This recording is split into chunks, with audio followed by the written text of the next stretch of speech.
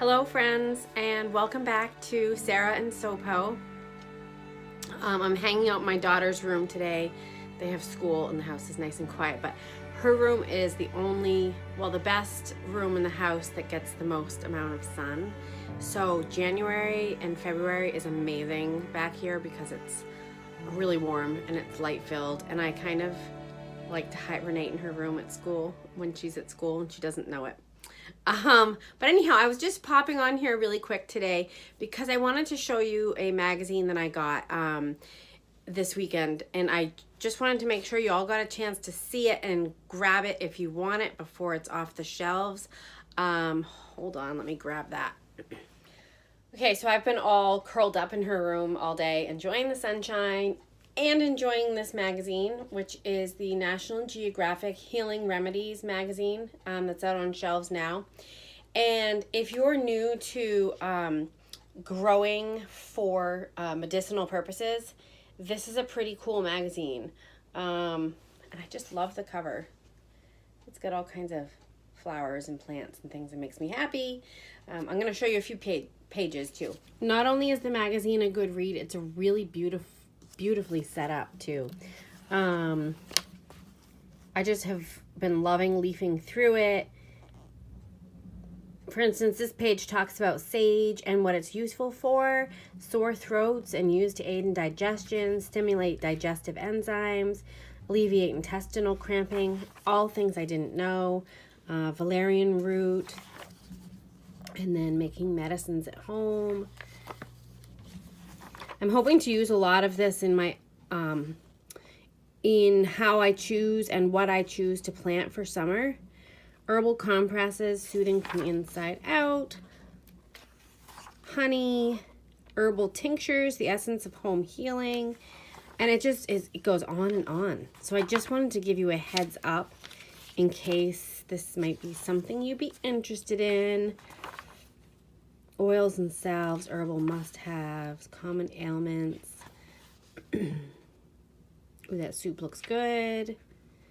There's something called a recipe for fever tea in here, which takes chamomile, elderflower, lemon balm, maple syrup, and water, mixes that all up into a tea.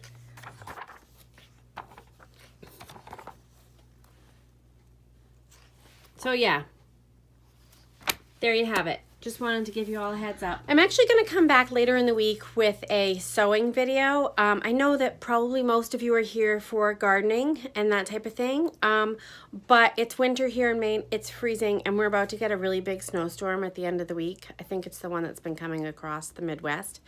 And so I really want to keep adding some videos in of interest. Besides that, I have fun making them. So even if you don't watch, that's okay. I'll keep making them. Also, I am going to start some plants inside this week, I hope. I bought some grow pots. Hold on just a second. Last year when I started seeds inside, I used the little pots, the little flats with the cells in them.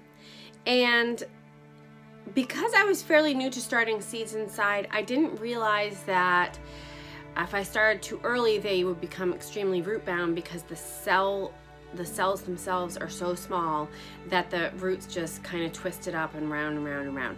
So this year, I got a few of these just to start, and I'm going to try it out. And then I thought maybe I could come up with a different solution, but they were only $4, so I figured it wasn't a bad deal.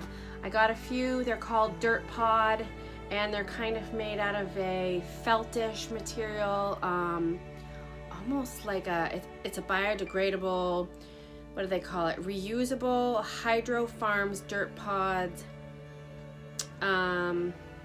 reinforced seams. It doesn't really say what it's made out of, but it's almost like a super thick, fleecy or flannelly cardboard type of material. I don't know, pretty cool. So this will allow my seeds to have greater freedom in their root growth. And so what I'm going to start this week are just some simple indoor seeds that I know will do well inside and that we can actually harvest inside the house, because these are not anything that's going to be planted outside. It's still way too early for us to be growing anything for the out of doors. But I am gonna start some spinach. And this is a different kind of spinach, Palco hybrid, which I'm not sure.